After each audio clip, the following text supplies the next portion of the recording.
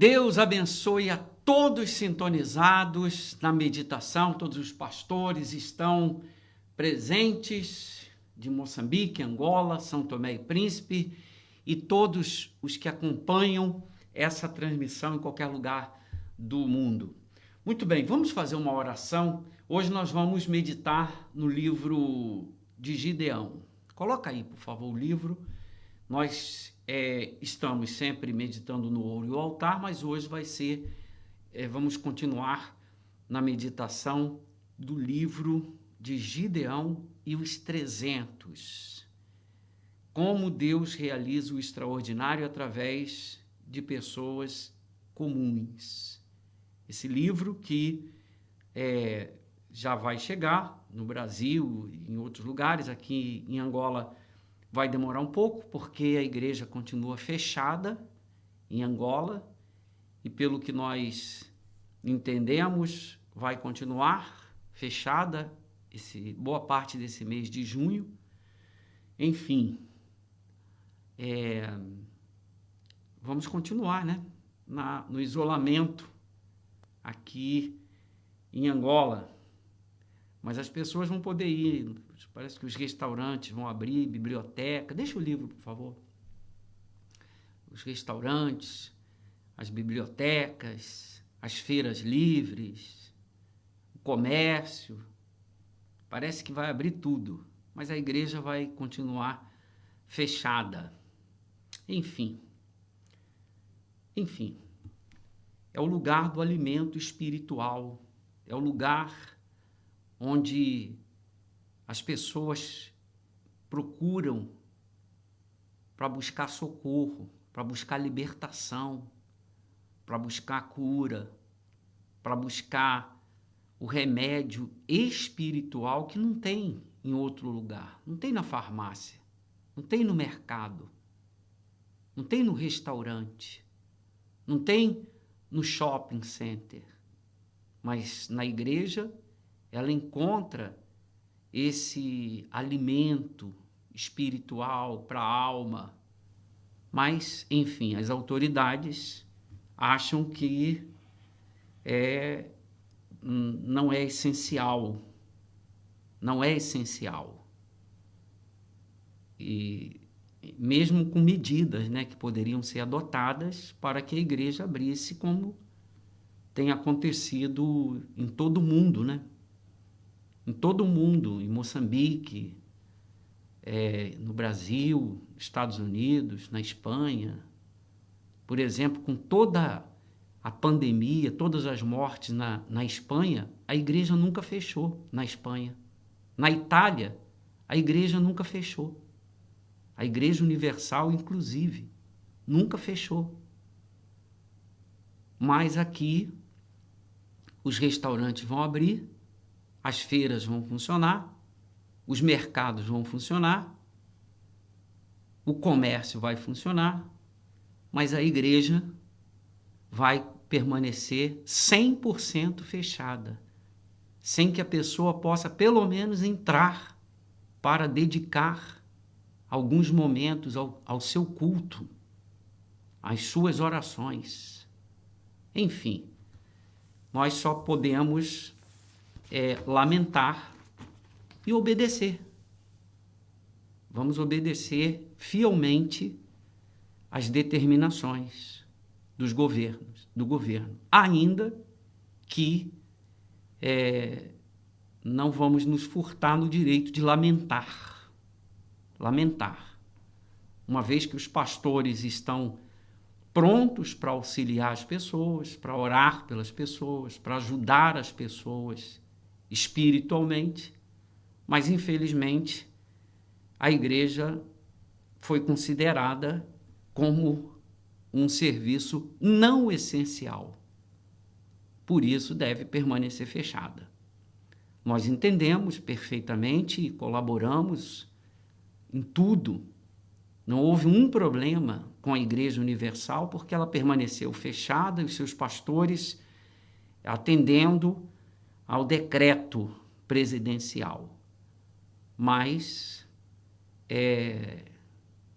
eu não sei se é crime lamentar. É crime lamentar?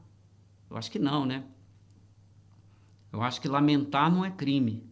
A gente lamenta, porque se os restaurantes vão poder funcionar, se as feiras vão poder funcionar, se o comércio vai poder funcionar, a gente, pelo menos, gostaria também de poder participar da vida das pessoas pessoalmente, para que a pessoa possa receber o auxílio espiritual presencial, atendendo a todas as orientações que estão sendo, inclusive, aplicadas em todo o mundo.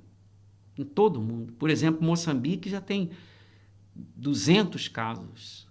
E a igreja está aberta, né? Nunca fechou em Moçambique. Continua aberta.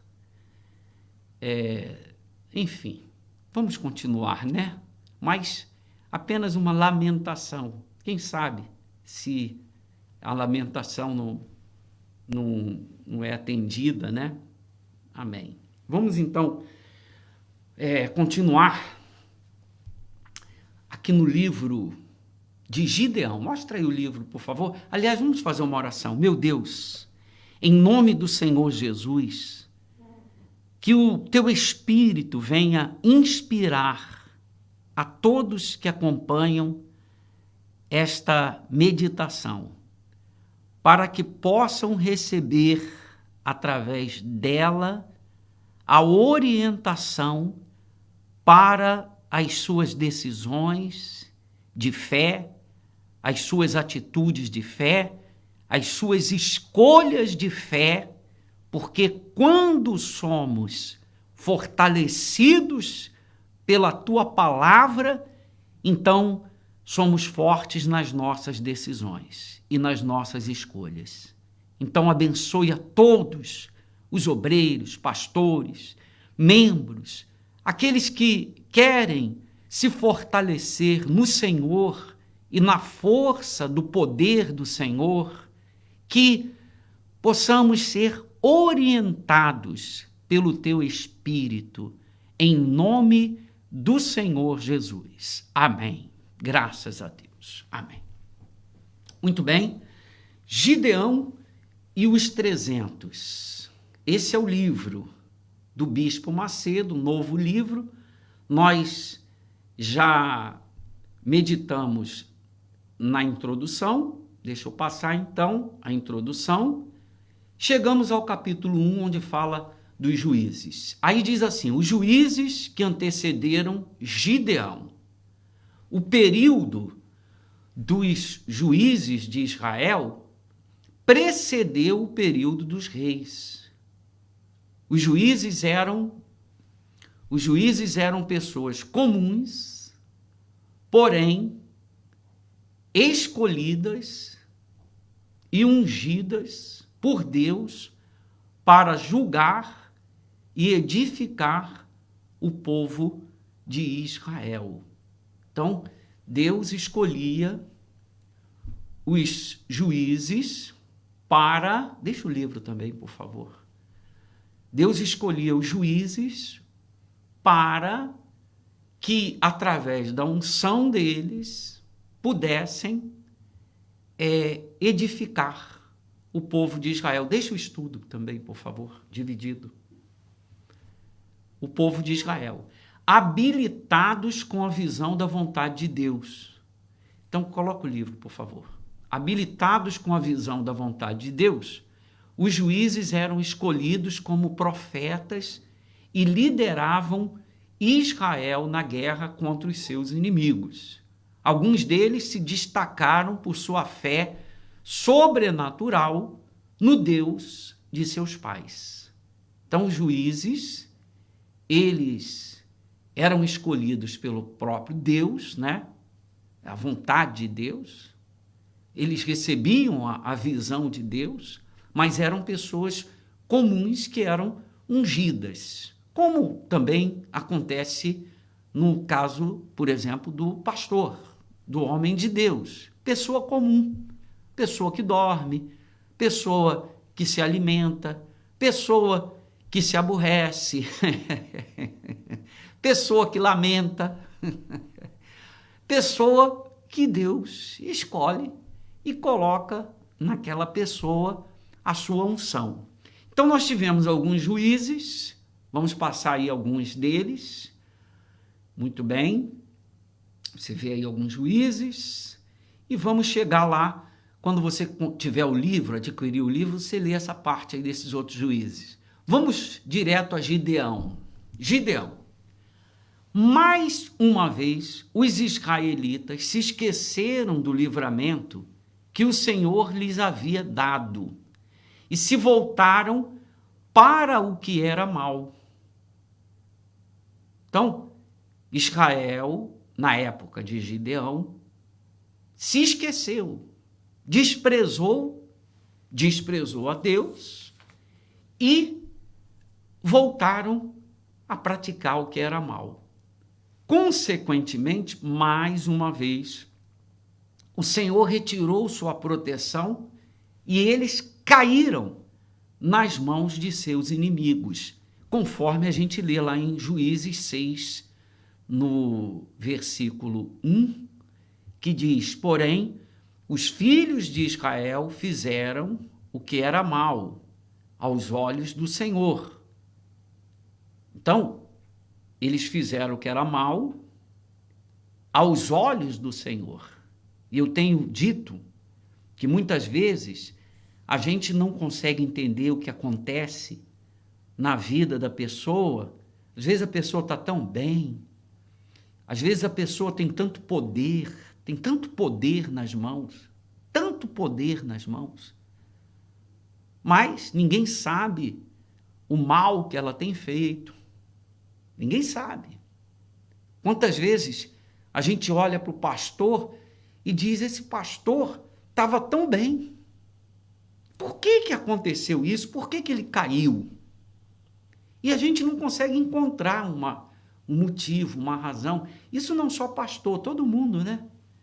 Quantos que estavam lá em cima, no poder, no auge de tudo, e de repente caíram. A gente não sabe. Mas olha o que diz esse versículo. Fizeram o que era mal aos olhos do Senhor. Aos olhos do Senhor. É o versículo. Fizeram o que era mal aos olhos do Senhor. Então, dos olhos do Senhor, nenhum mal escapa, nenhuma maldade escapa. Dos olhos do Senhor, não escapa a inveja, não escapa a malícia, os maus olhos. Dos olhos do Senhor, não escapa absolutamente nada. Então, quando a gente vê alguém que estava tão bem e agora está tão mal, não se surpreenda, não se admire que esta pessoa tenha praticado o mal, andado no mal, vivido no mal, ainda que dentro dela e aos olhos do Senhor. Como o Senhor pode andar com alguém que está vivendo no caminho do mal? O caminho do mal não é o caminho do Senhor. O caminho do Senhor é o caminho da justiça. Então, os filhos de Israel fizeram o que era mal e diz aí que o Senhor os deu nas mãos dos midianitas, ou seja, tirou a mão dele e aí veio, como diz o versículo 2, e prevalecendo a mão dos midianitas sobre Israel, fizeram os filhos de Israel para si, por causa dos midianitas, as covas que estão nos montes, as cavernas e as fortificações. Então, quando a pessoa sai do caminho, ela perde a mão de Deus e cai na mão dos midianitas, que prevalece. E aí eles fizeram as covas, ou seja, eles foram fugir. Porque quando a pessoa não tem mais a presença de Deus na vida dela, só resta fugir, só resta se esconder. Então ela fica se escondendo, ela faz fortificações com a ilusão, achando que ninguém vai saber. Mas, voltando ao versículo anterior, dos olhos do Senhor, ninguém consegue escapar. Então, os olhos do Senhor conseguem ver o mal materializado, o mal planejado, o mal vivido no coração, o mal vivido na alma da pessoa, e o caminho do Senhor não é o caminho do mal. Se alguém está vivendo no caminho do mal, tem que fazer o que Israel fez, que clamou ao Senhor, e o Senhor enviou o profeta, conforme diz o versículo 7. Ainda nesse capítulo, o versículo 7 diz: e sucedeu que, clamando os filhos de Israel ao Senhor, por causa dos midianitas, o versículo 8 diz: enviou o Senhor um profeta aos filhos de Israel. Então, quando há o clamor, quando a pessoa reconhece, porque só há o clamor quando a pessoa é humilde para reconhecer que está dentro de uma cova, não quer continuar fugindo e nem vivendo do fortalecimento das ilusões que ela criou, achando que está bem, que ela que tem razão, ela que é forte, quando na verdade ela está precisando de ajuda. E os filhos de Israel clamaram e o Senhor enviou um profeta para eles. Aí, continuando, os 7 anos, né? É isso? Os 7 anos de opressão,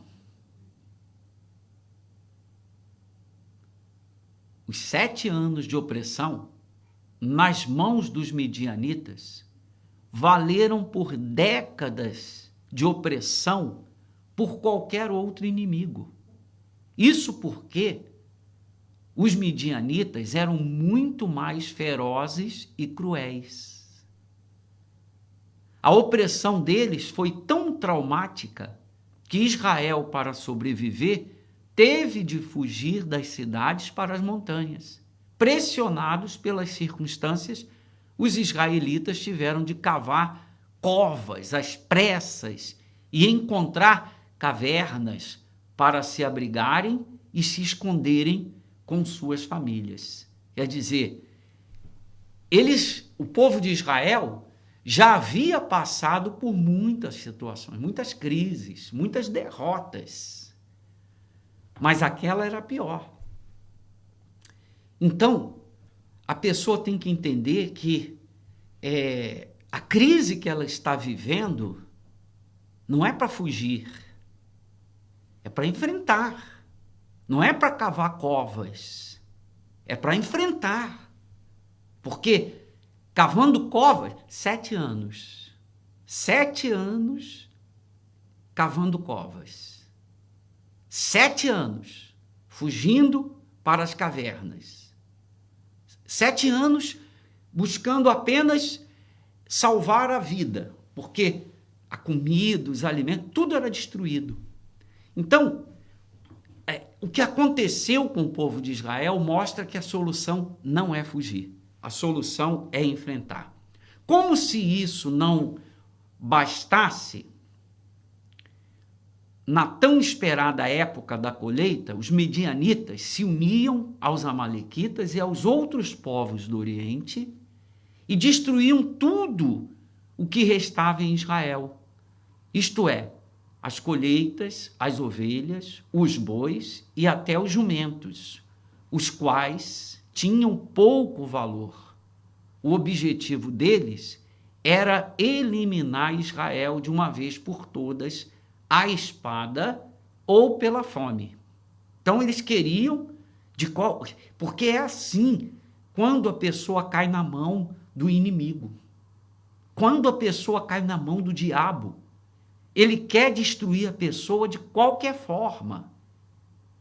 E tem pouco valor quando a viatura é destruída, a saúde é destruída. O objetivo mesmo é a alma da pessoa. O objetivo mesmo é levar a pessoa para o inferno.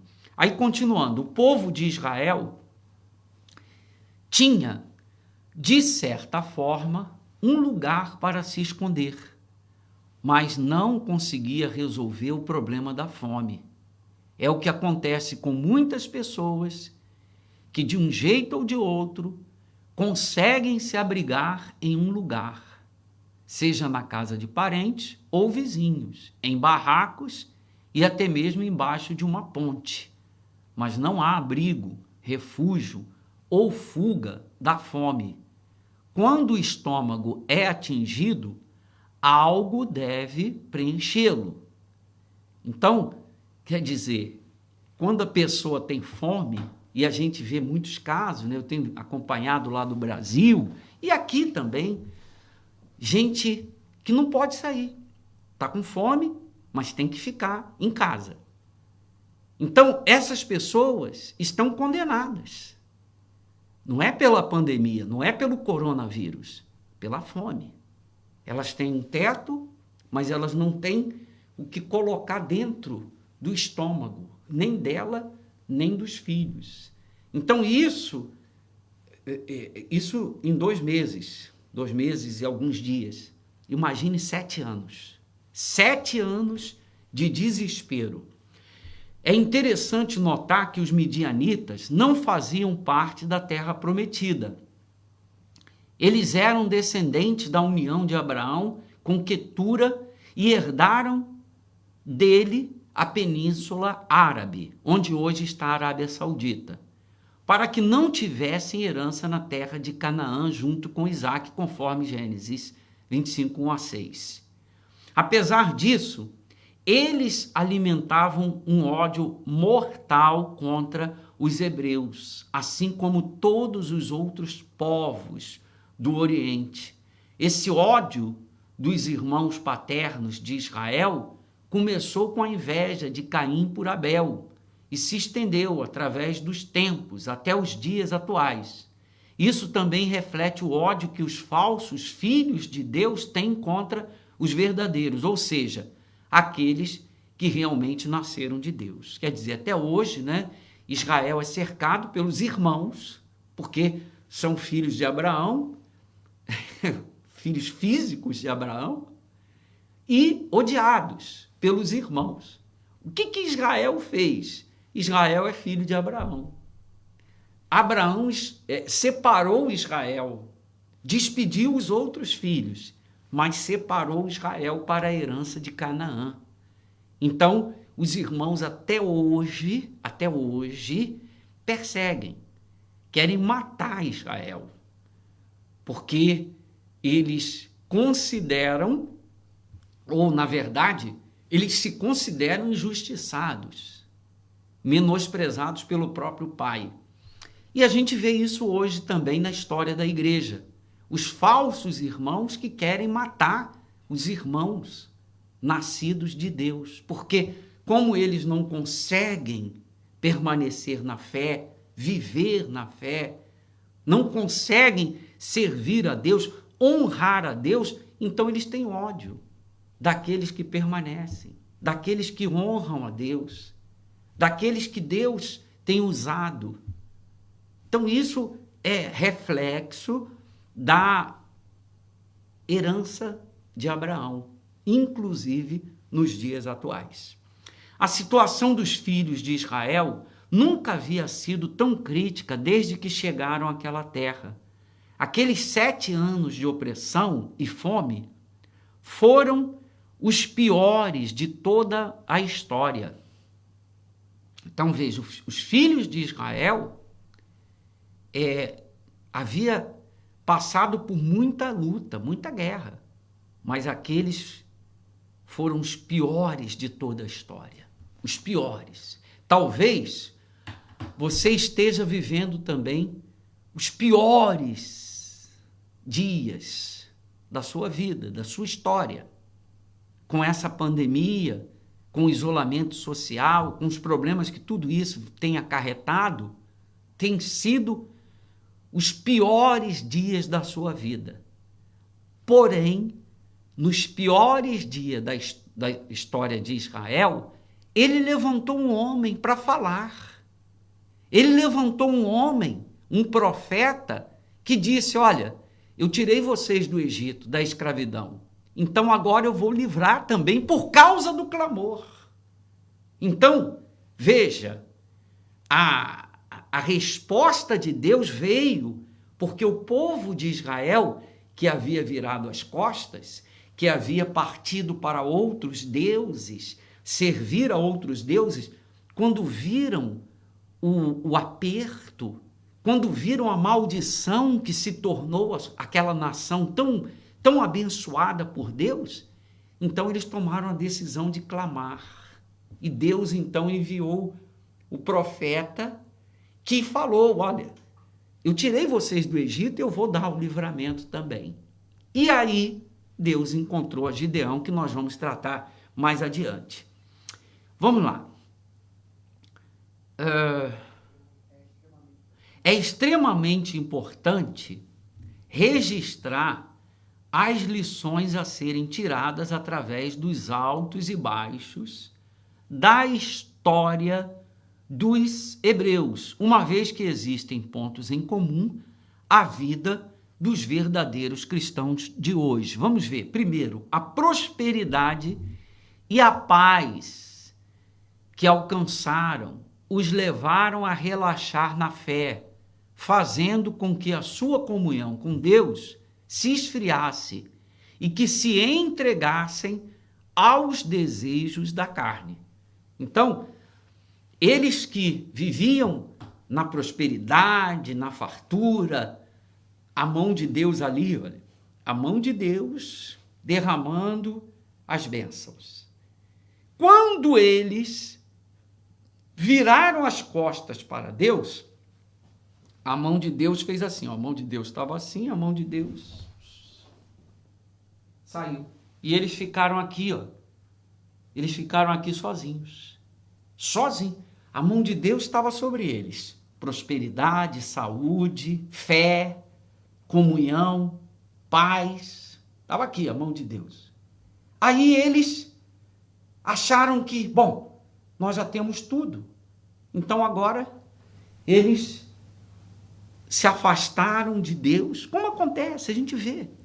A gente vê, inclusive, como é a meditação de pastores, no meio de pastores.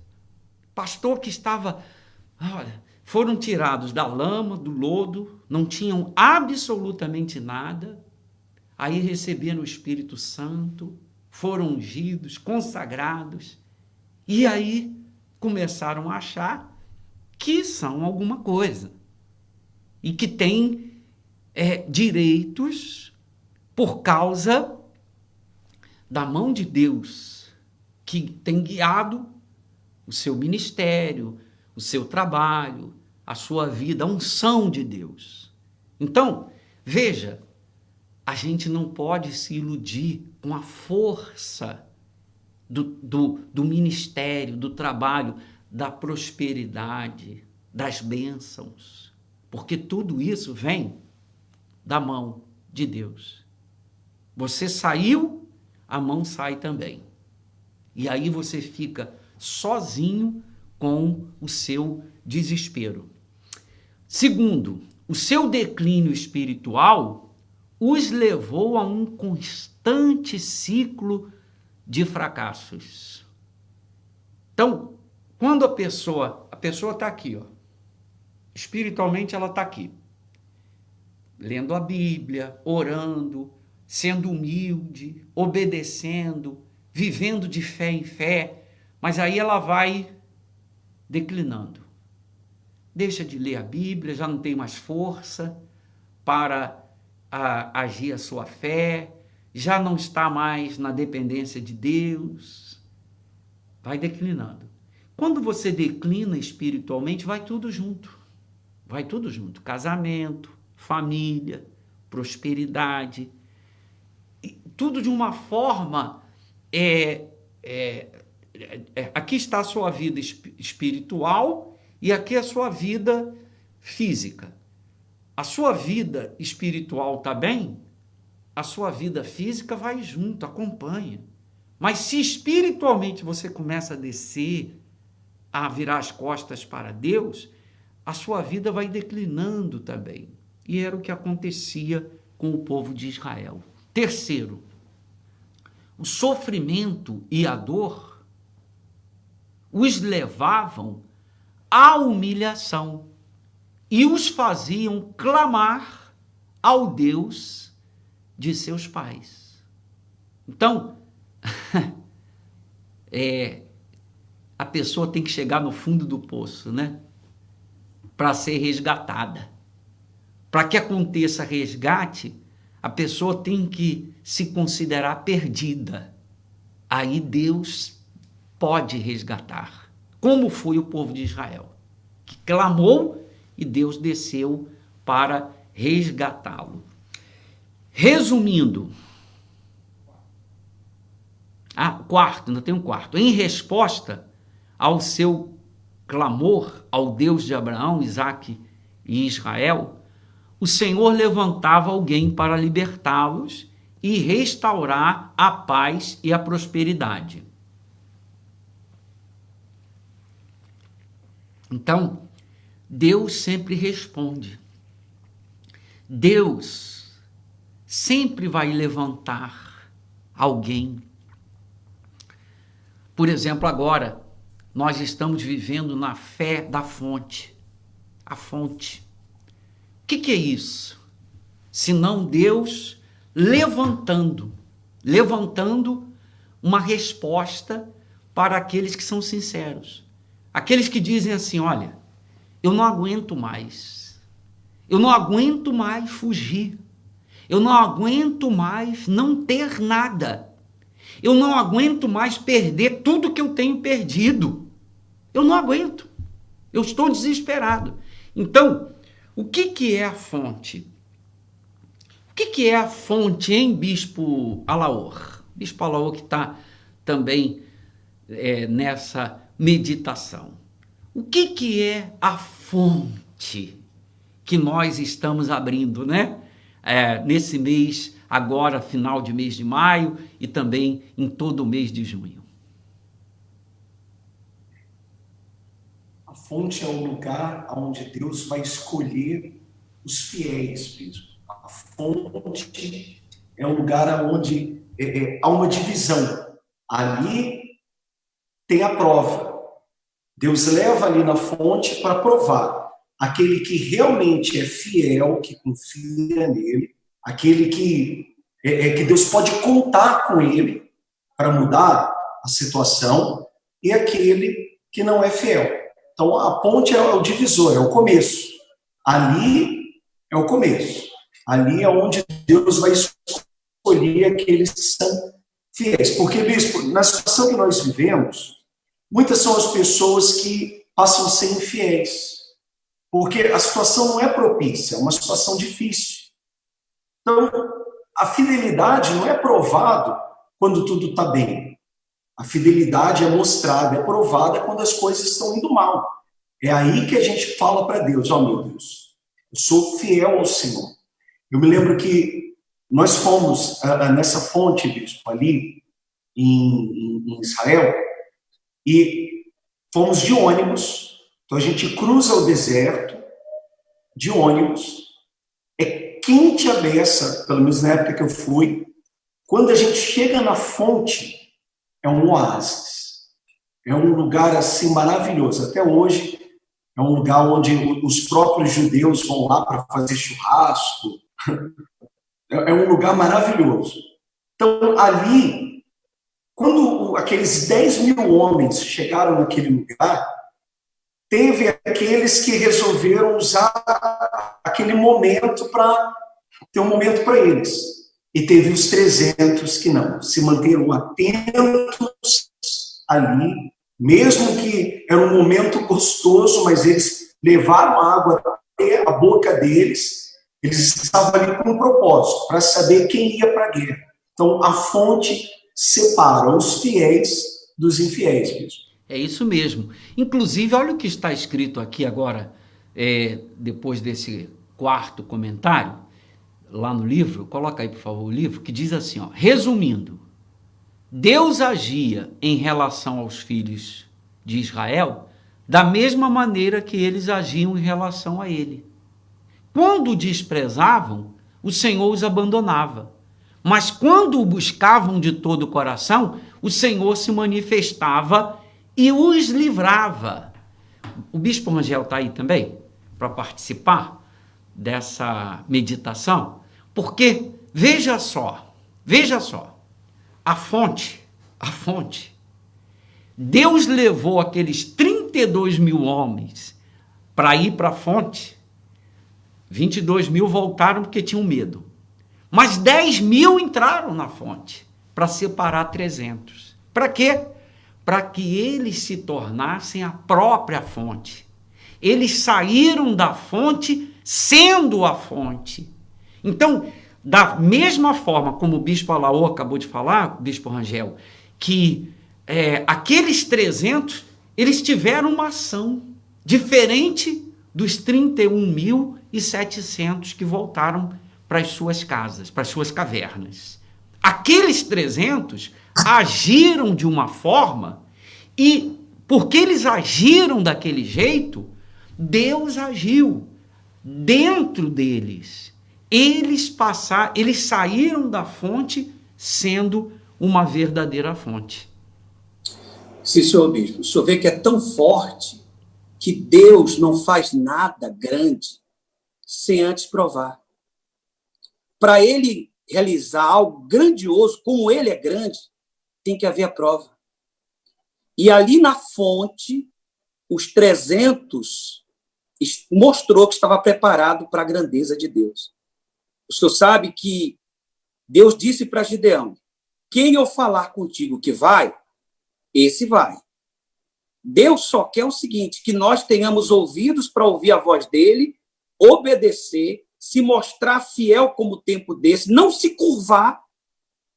Eles mostraram que eram fortes quando eles não se curvaram naquela dificuldade. O fiel não se curva em nenhum momento de dificuldade como esse que a gente está vivendo. A prova mostra o que Deus quer fazer e vai fazer na vida dos fiéis. E Deus continua sendo o mesmo, não mudou. O mesmo Deus que ouviu o clamor de Israel no aperto dos 7 anos de isolamento, 7 anos de decreto, 7 anos de quarentena, né? Vamos dizer assim. Deixa o Bispo Rangel, por favor. Esse mesmo Deus, ele hoje é o mesmo. Então, se a pessoa decidir clamar, buscar e obedecer, ele vai se manifestar da mesma forma. A pessoa vai ser uma fonte, como a gente tem visto testemunhos de gente que não era nada. Gente que tinha dentro dela só sujeira. Mas a partir do momento que elas foram para uma prova com Deus, a partir do momento em que elas disseram, chega, agora eu quero conhecer a Deus, e começaram e foram lá para a fonte, aí aconteceu o que a gente tem visto com tantos testemunhos hoje, porque Deus é o mesmo Deus de Gideão é o meu Deus, é o Deus de todos aqueles que clamam a Ele na sinceridade. Deixa eu só terminar aqui, Bispo Rangel. Isso significa que a vida de uma pessoa depende da qualidade do seu relacionamento com Deus. A vida depende da fé no Senhor Jesus, da comunhão com Ele. Quando a fé sobrenatural está saudável, a vida também está. Mas quando a fé está doente, a vida também está mal. Uma coisa depende da outra. Deus está sempre pronto para receber as nossas atitudes de fé nele e reagir em nosso favor. Veja só, hein? Por isso é que nós vamos para a fonte. Nós vamos para a fonte. Deus não é Deus? A gente não crê em Deus? Então, se a gente crê em Deus, então ele tem que reagir. Nós vamos agir a nossa fé e ele vai dar o retorno dessa nossa ação. Então, nós estamos vivendo a fé da fonte. Estamos chamando os fiéis que vão ser esses 300, que vão provar. Então você vai ser fiel, você vai apresentar a sua fidelidade a Deus e a sua prova de fé. E ele vai mudar essa situação da sua vida. Tem aí o testemunho do rapaz? Vamos assistir esse testemunho. Esse rapaz não era nada, não era ninguém. Agora, uma coisa ele era: teimoso. Porque a sua mãe chamava, a sua mãe na fé, e ele era teimoso. Enquanto ele foi teimoso, quebrou a cara. Não sei se aqui usa também quebrar a cara. Eu acho que usa, né? Usa? Quebrar a cara é quebrar a cara, né? Em qualquer lugar do mundo. É quebrar a cara aqui também? Aqui também quebra a cara, pastores?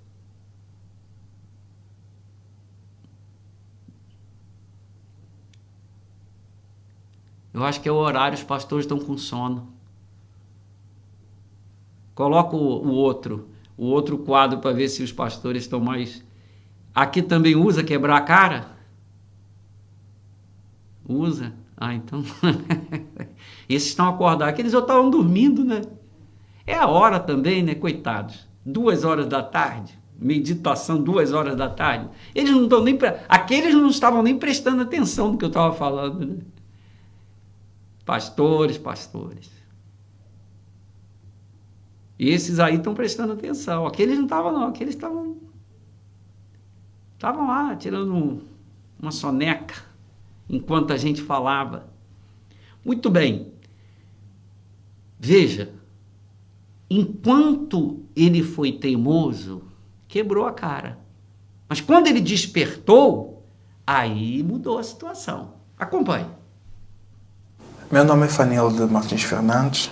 Antes de eu conhecer a Igreja Universal, o trabalho da Igreja Universal do Reino de Deus, tinha uma vida atribulada, assim posso dizer. Eu não nasci num berço de ouro, propriamente.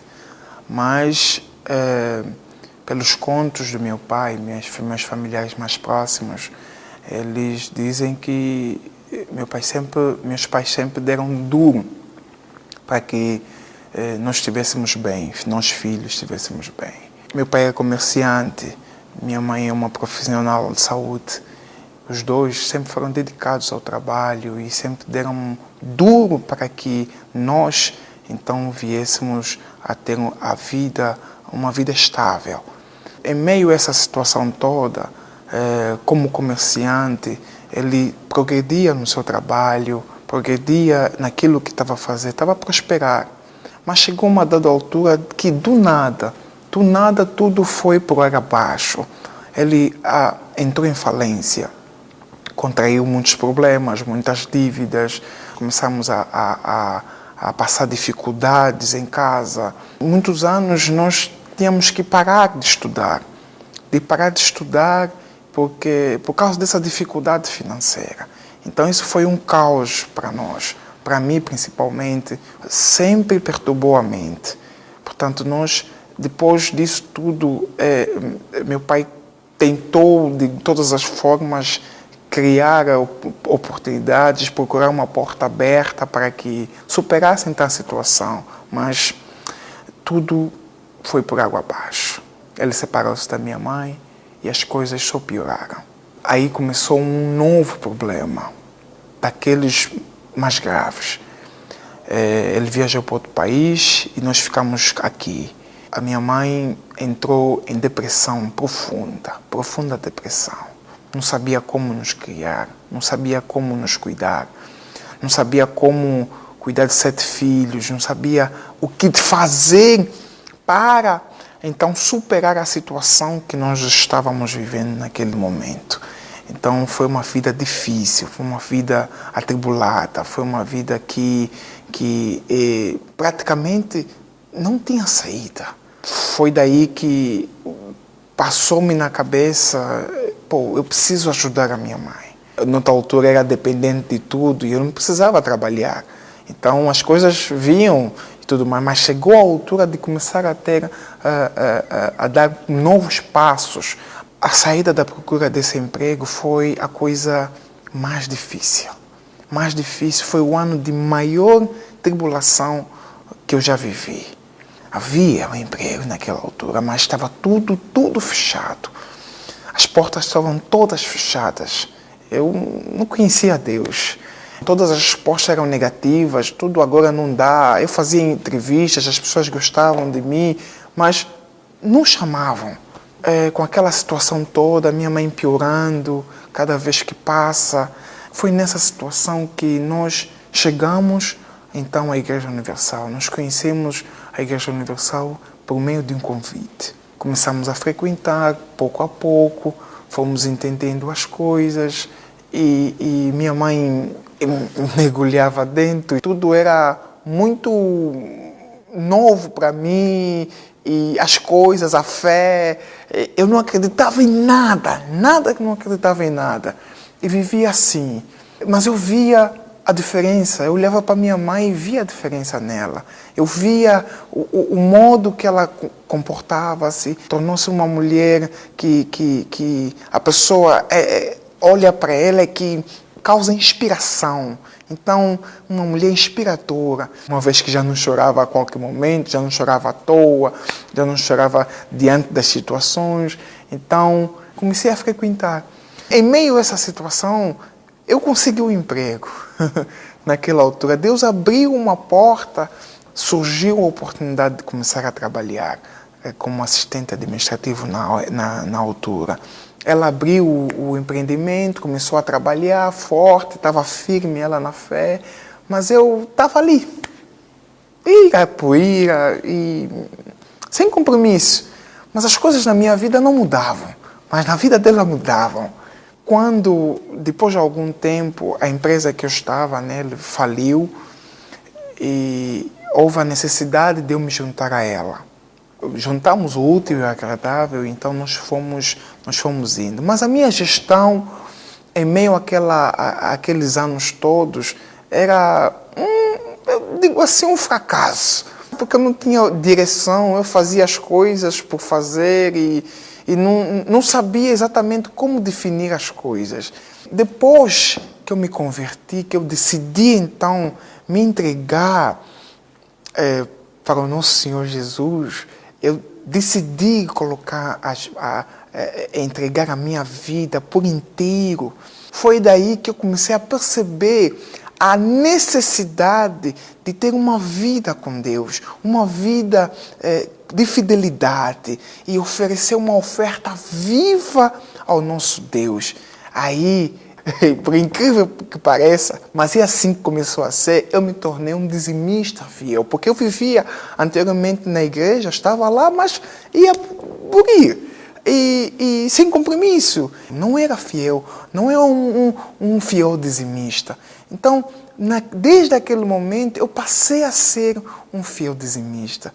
E quando alguma coisa, algum valor chegasse à minha posse, então a primeira coisa que viesse sobre a minha mente era separar a 10ª parte, as primícias de Deus. Não posso fazer nada sem antes honrar ao meu Deus. Então é assim que eu comecei a viver, é assim que eu comecei a me tornar um dizimista fiel e não só com valores monetários, com a minha vida. A minha vida hoje ela é parte de uma fidelidade com Deus. Eu era muito mentiroso, hoje eu sou fiel nas minhas palavras, hoje eu não minto. Então, essa oferta para o meu Senhor, aquilo que eu faço, onde eu coloco as minhas mãos, tem que haver honestidade, tem que haver verdade. Então, é assim que eu tenho vivido a minha vida. Eu abri a mente de como exatamente gerir cada passo, gerir os processos administrativos, gerir a própria empresa. Então, é a partir daquele momento que eu comecei a ter essa visão sobre dízimo, essa visão sobre a oferta. Antes, eu tinha que parar de estudar por meio de uma condição. Eu hoje dou formação aos meus trabalhadores. Nós temos hoje em torno de 20 trabalhadores. Hoje nós temos uma empresa bem maior daquilo que nós antes, outrora, começamos. Era uma coisa pequenina e hoje é algo bem maior. Eu que procurava por um trabalho durante uns 2 anos, desempregado, eu hoje sou empregador. Eu hoje dou emprego às pessoas, faço entrevistas. Hoje eu sou casado, hoje tenho um carro, estou a construir a casa. Então, hoje tenho tudo diferente. Deus tem me honrado, tem abençoado. Estou a construir a minha casa dos sonhos, a minha mansão dos sonhos, por causa dessa aliança que eu fiz com Ele há algum tempo. Essa aliança, esse compromisso no altar, de honrar a Deus com as minhas primícias e as minhas ofertas. E Deus tem abençoado. E é isso que Ele vai fazer também na sua vida. Você crê? Se você crê, esse é o momento certo, porque é o momento da prova. Deus é Deus. Deus é Deus. Se Ele é Deus, então você está sendo convidado a ser fiel, como esse rapaz foi fiel a Deus e sempre fez prova com Deus. O que você vai fazer? Você vai apresentar a Deus a sua fidelidade. Nós vamos falar mais a respeito disso. Coloca agora os comentários que já chegaram sobre a nossa meditação de hoje. Pode colocar o primeiro, por favor. Ofélia. Boa tarde, bispo. É muito interessante esse parágrafo que o senhor leu, onde diz: é importante registrar as lições a serem tiradas. Ora, vejamos por que os hebreus estavam naquela situação. Porque eles fizeram o que era mal aos olhos do Senhor e o próprio Deus os deu nas mãos dos midianitas. Qual a conclusão a chegar? Se nós fizermos o que é bom aos olhos do Senhor, estaremos em suas mãos. E quem será contra nós? Ninguém. É muito glorioso, bispo. O próximo. Boa tarde, bispo, e todos os conectados, Orlando. Na meditação, realmente, os 300 eram um só com Gideão. Por isso que Deus foi com eles e venceram. Assim também são os servos unidos, representam Deus na terra e fazem a obra andar. Também está escrito que os 3 são um. João 5,8, Pai, Filho e Espírito Santo. União na fé faz Deus participar nas nossas atitudes para nos dar a vitória. Deus abençoe a todos. Kátia. Boa tarde, bispo. Realmente ninguém pode resolver nenhum problema fugindo dele, mas sim temos que enfrentar e usarmos a espada que nos foi dada. Alisson. Bom dia, bispo. A solução não é fugir. Gideão só pôde ter sua resposta quando saiu da caverna Isso acontece nos dias de hoje, quando fugimos, não obtemos respostas daquilo que desejamos. Mas quando partimos e enfrentamos o problema, vencemos. E é por isso que nós estamos chamando todo mundo para enfrentar e vencer na fonte de Gideão. Nós vamos consagrar, você vai apresentar a sua fidelidade a Deus juntamente com uma prova. Aqueles 300 foram provados e foram aprovados. Se você tem fé para fazer isso, você vai fazer. Se você não tem fé, 31.700 não tiveram fé. 300 tiveram. Isso significa o seguinte: nem todo mundo que ouve a voz de Deus tem fé para seguir essa voz. Mas os que têm fé, aqueles que dizem assim, eu vou seguir essa voz, esses vão para a fonte e se tornam a própria fonte. Inclusive, nós vamos começar hoje à noite, às 21 horas, horário de Angola, os 7 minutos na fonte. De segunda a sexta, 21 horas. 7 minutos na fonte. Como serão esses 7 minutos? 21 horas.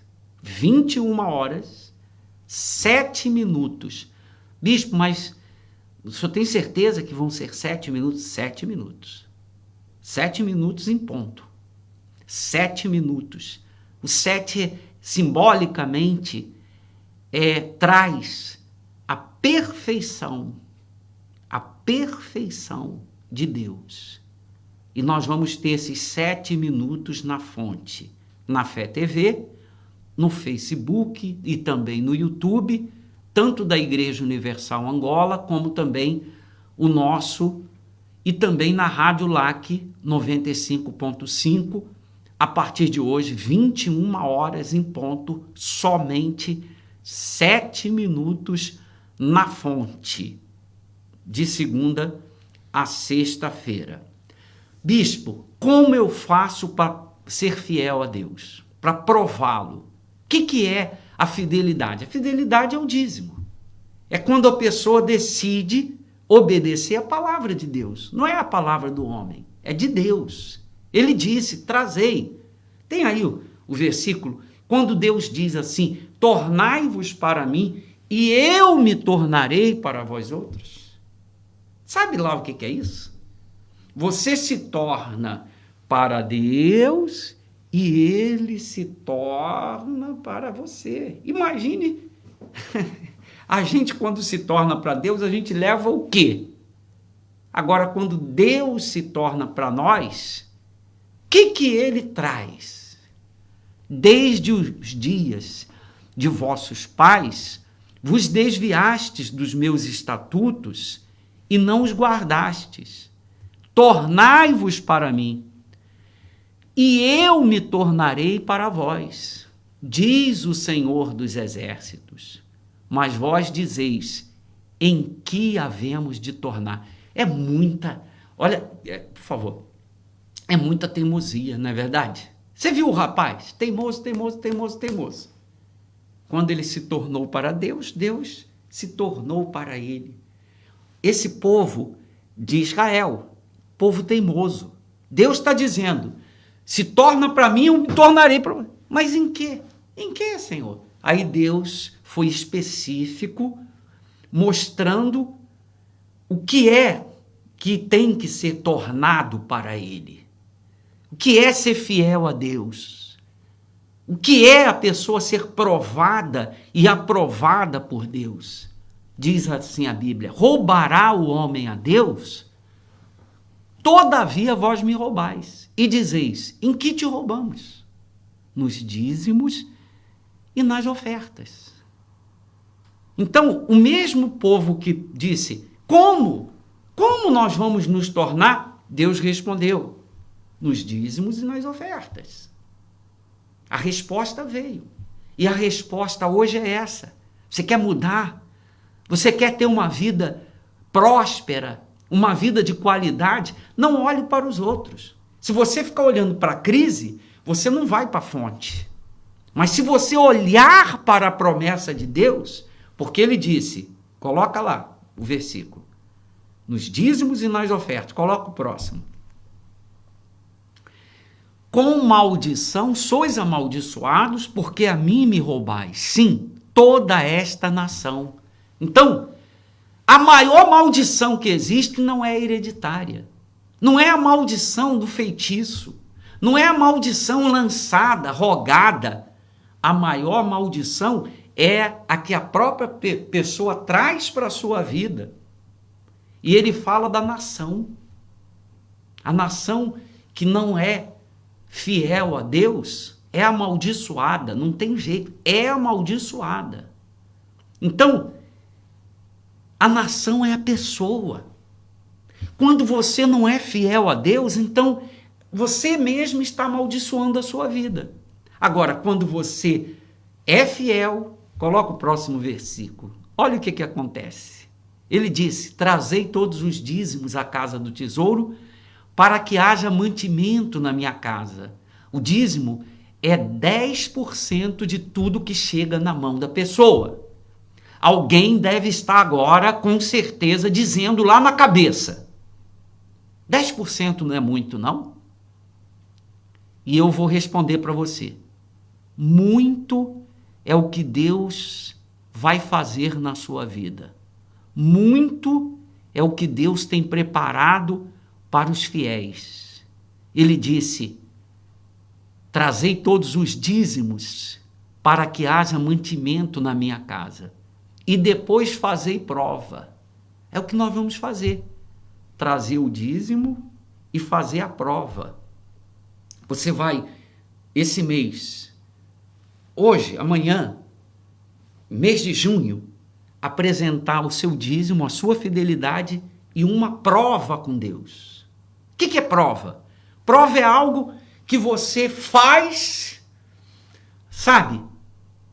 Não é normal, não é uma oferta, não é uma doação, é uma prova. É algo maior.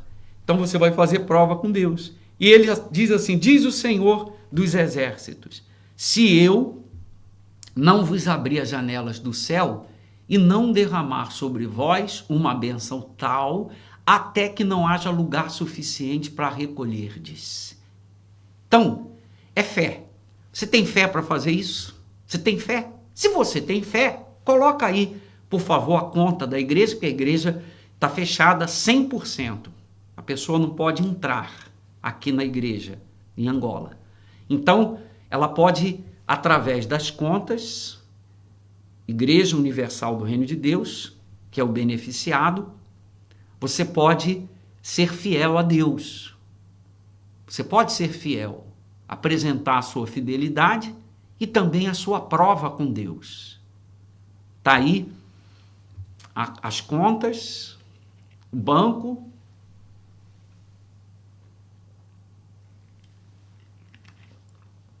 E o bom é que vai direto para o banco, a sua fidelidade.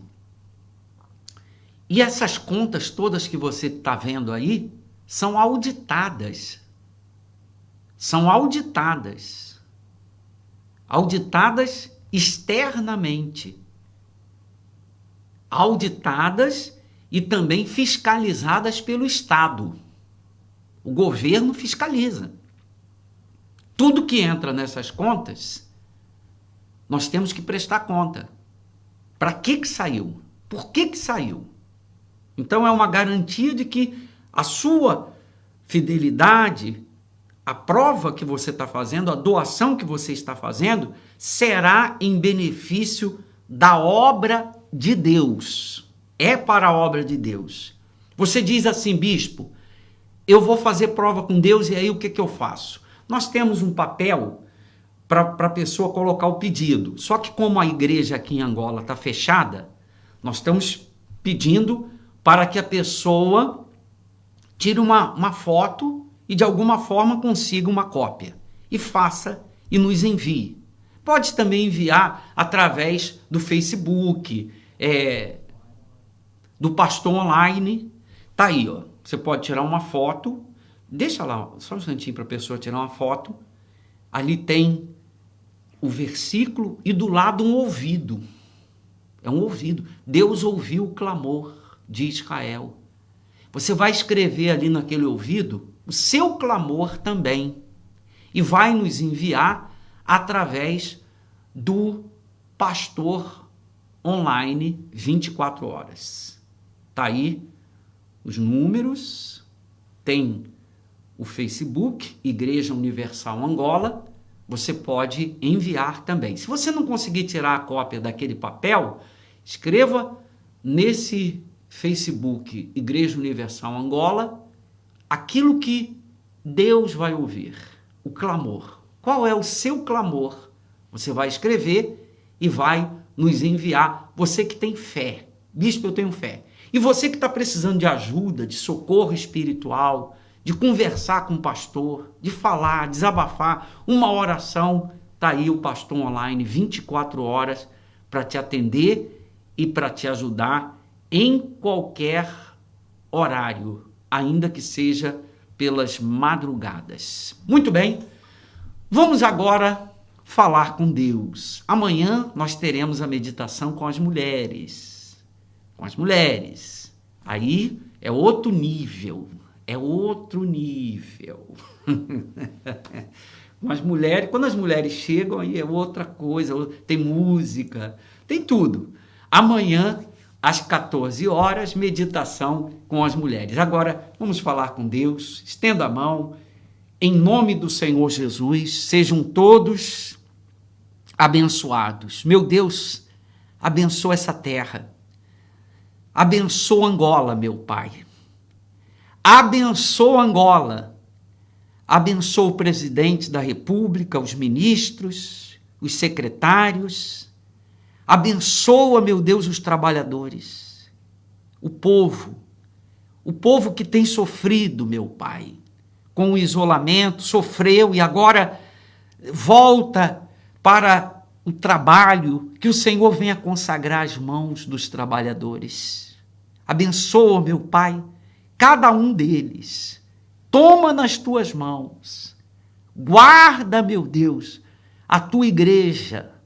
Guarda os teus servos. Abençoa os obreiros, seus familiares, os membros da Igreja Universal, e que haja prosperidade nas mãos dos fiéis. Nós não podemos, até contrário à tua palavra, a gente pedir que haja prosperidade nas mãos dos infiéis. Mas eu te peço que aqueles que têm te servido, haja prosperidade. Haja prosperidade. E que o Senhor venha dar força para aqueles que ainda não são fiéis, para que venham ouvir a tua voz, como Israel, que quando ouvia a tua voz, o Senhor descia e colocava a mão e os inimigos eram derrotados. Assim seja também hoje, meu Pai. Derrota os nossos inimigos. Derrota o principado, as potestades, os dominadores espirituais. Meu Deus, eu te peço pela tua igreja, não só pela Igreja Universal do Reino de Deus, mas todas as outras igrejas, meu Pai. Todos os teus servos, pastores, membros. Eu te peço pelos ex-pastores, ex-obreiros, todos aqueles que agora, onde a nossa voz está chegando, sejam abençoados, sejam tocados e abençoados pelo teu poder, em nome do Senhor Jesus. Amém e graças a Deus. Amém. Deus abençoe a todos poderosamente. Amanhã estaremos juntos novamente. Até lá. Você sabe qual será o seu futuro após essa pandemia? A resposta vai depender de quem você está ouvindo. Infelizmente, as pessoas têm dado ouvidos àqueles que têm promovido o medo e que torcem para que tudo dê errado. e por esta razão estão cada vez mais acuadas diante da situação. Mas há aqueles que não estão dando ouvidos às vozes pessimistas deste mundo e decidiram ouvir uma única voz, a voz de Deus. Aquele que sempre se manifestou nos momentos difíceis na vida dos que confiam em sua palavra. No passado, o povo de Israel sofreu a opressão dos seus inimigos justamente por terem deixado de ouvir a voz de Deus e assim se intimidaram e viveram 7 anos num verdadeiro lockdown, presos e vendo os seus opressores levarem tudo. A situação só mudou quando Deus encontrou um homem que não aceitava mais aquela vida humilhante e viu nele disposição em ouvir e obedecer a sua voz. Gideão. Enquanto todos se sujeitavam à condição imposta, Gideão a ignorava e procurava fazer algo para mudar aquela situação. E através dele, Deus pôde levantar outros inconformados com aquele cenário. E foi na fonte, lugar da prova, que no meio de 10.000 se descobriu os 300. Homens que não se curvaram, mas se colocaram em posição de guerra. Quem será você neste momento de calamidade que estamos vivendo? Os que se curvarão ou os que tomarão posição para ouvir a voz de Deus? Não é o problema que decide o que seremos no futuro, e sim a atitude que tomamos agora em relação a esse problema. Por isso, neste mês de junho, iremos à fonte de Gideão, lugar onde Deus escolheu para separar os fiéis dos infiéis, os fortes dos fracos, e fazer através destes maravilhas independente da situação. É em momentos como esse que se revelam os que são fiéis a Deus e ouvem a sua voz. Chegou a hora da prova. Fonte de Gideão, onde nascem os 300.